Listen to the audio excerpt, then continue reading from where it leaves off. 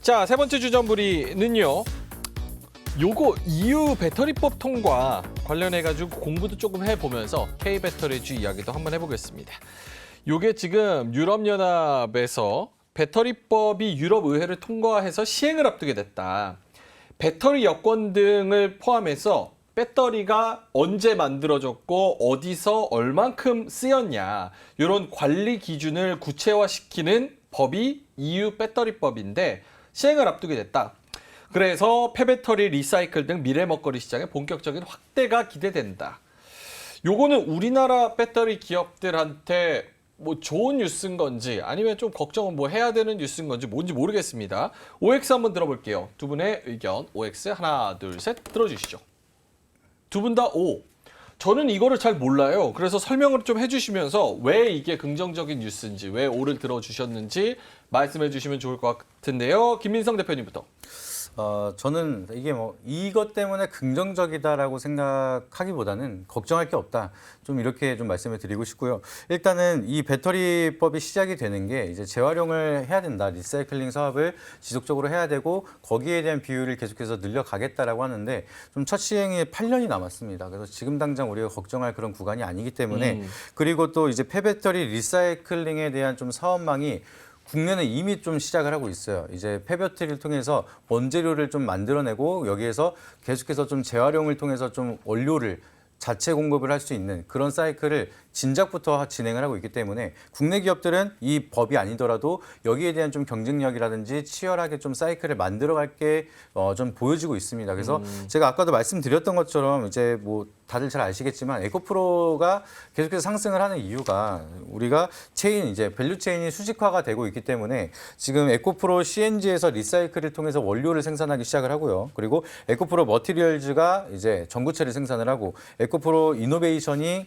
이제 수산화 리튬을 제작을 하고 그리고 최종적으로 에코프로 BM이 양극재를 만드는 이런 수직화 계열 때문에 주가가 엄청나게 상승을 하고 미래가치 프리미엄이 붙고 있는 상황입니다. 그래서 이런 수직화 계열이 어떠한 장점이 있는지를 많은 기업들이 봤고 그런 기업을 따라가기 위해서 수직화 계열을 따라가고 준비하고 있는 기업들도 굉장히 많기 때문에 우리가 향후 8년에 대한 문제다라고 하면은 이 폐배터리에 대한 리사이클링 사업이 이미 좀 많이 대중화가 되어 있을 거라고 생각을 합니다. 그래서 오히려 좀 장기적인 플랜으로 봤을 때는 이 법에 대해서 좀 구체적으로 우리는 그 규격이 잘 맞아 떨어지기 때문에 좀 더 이 폐배터리 시장이 좀 더 강하게 좋은 흐름을 만들 수가 있고 특히나 지금처럼 리튬 가격이 다시 한번 바닥을 찍고 올라가는 이런 사이클이면은 결국에는 원료 내재화를 하고 있는 그런 기업들의 수익성이 굉장히 좋기 때문에 이런 흐름이 지속적으로 좀 만들어질 거고 이 EU법에 통해서 큰 우려감이 형성이 되지 않을 거다라고 좀 판단이 되고 있습니다.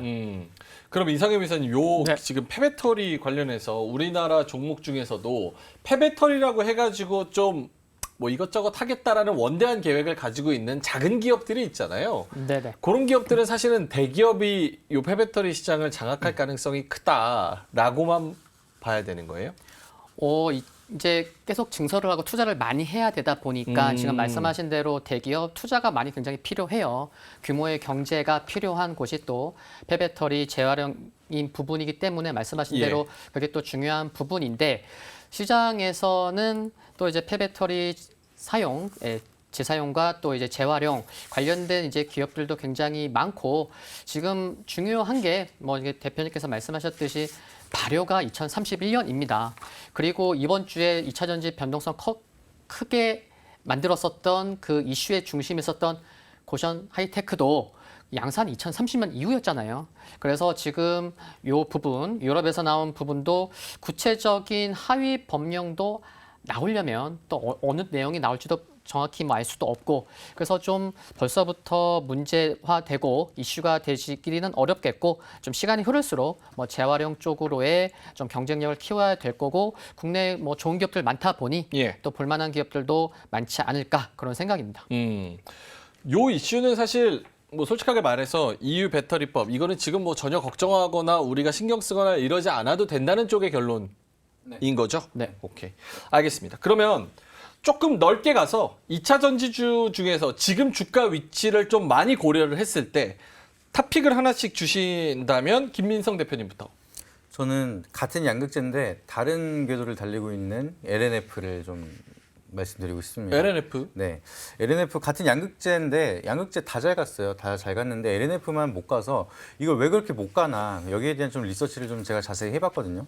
근데 이 밸류 체인을 보게 되면 굉장히 단조롭습니다. LNF는 LG 에너지 솔루션에 공급을 하고 LG 에너지 솔루션은 테슬라에 공급을 하고 또 테슬라가 리튬을 다시 한번 LNF한테 사급을 하기 시작을 하고 이런 사이클로 단조롭게 계속해서 자체적인 원료를 생산하는 거 없이 진행을 하다 보니까 LNF가 수익을 잘 벌면서 미래가치 전망이 좋다라고 얘기를 한들 주가는 크게 좀 부각을 못 봤던 사이클이 만들어졌다. 좀 이렇게 볼 수가 있겠고 그리고 좀 LG 에너지 솔루션 쪽으로 포커스가 너무 많이 맞춰져 있습니다. 그래서 좀 역동적이지 못한 수출망을 좀 계속해서 단조로운 그런 기업의 의존도가 높기 때문에 거기에 대한 우려감이 좀 형성이 되고 있는데 이거를 좀 깨트릴 수 있는 호재들을 많이 가지고 있어서 이제는 좀 저평가에서 본연의 밸류로 다시 한번 올라가지 않을까 좀 이렇게 판단을 합니다. 그래서 좀 좋은 소식으로 보게 되면은 이번에 새만금 프로젝트 들어보셨나요? 예. 네, 2차 전지 메카를 만든다 해서 22조 규모에 대한 좀 많은 투자 금액이 들어가는 사업인데 여기에 좀 1조 가량을 투자를 하면서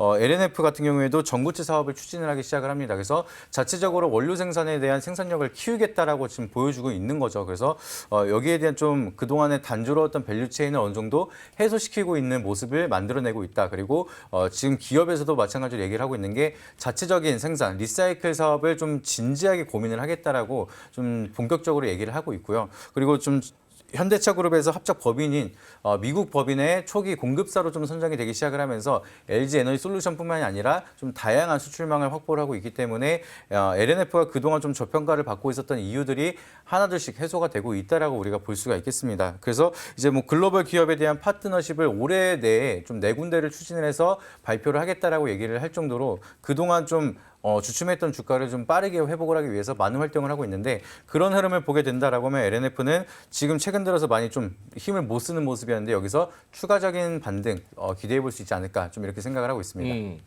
혜연이님께서 LNF JP모건이 공매 때려서 당분간 힘들어요. 애증의 종목 이렇게 말씀을 하셨는데 요거 맞습니까? 네, 찾아보는데. 근데 네. 제가 좀 항상 요새 들어서 많이 말씀을 드리는 게 2차 전지는 지금 시장 분위기가 공매 칠 산업이 아니에요. 지금 오히려 공매들이 손실을 보고 숏 커버링이 들어오는 산업이기 때문에 그런 거는 좀 오히려 우리가 숏 커버링에 대한 기대감까지 가져갈 수 있는 기회가 남아있지 않을까 좀 이렇게 생각을 해서 알겠습니다. 너무 걱정 안 하셔도 될 것 같습니다. LNF는 지금 김민성 대표님이 목표가는 32만 원 그리고 손절가는 22만 원 정도 주셨습니다. 정말 죄송한데 시간이 한 1분밖에 남지 않아서 2차 전지 종목 하나만 주신다면 30초. 네, 전 배터리 장비 쪽. 장비 쪽. 네, 베크 셀 3사가 북미에 갖고 있는 공장만 지금 15개 이상이 됩니다. 거기에서 이제 장비 수주가 많이 나올 수 있을 것 같고요. 그래서 종목으로는 뭐 TSI, 그 배터리 제조 공정 중에 첫 번째 공정이 믹싱 공정인데 그 믹싱 공정 굉장히 중요하거든요. 그리고 최근에 또 여러 기관들이 있는데 여러 기관들이 함께 지금 5일째 좀 매수를 하고 있어서 TSI 좀 괜찮게 보고 있습니다. TSI 오케이. 목표가는 16,200원 주셨고요. 그리고 손절가는 12,950원, 매수가는 14,100원 정도 주셨네요.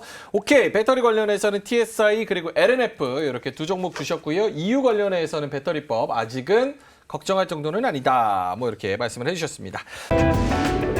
이로운 경제 채널 EBC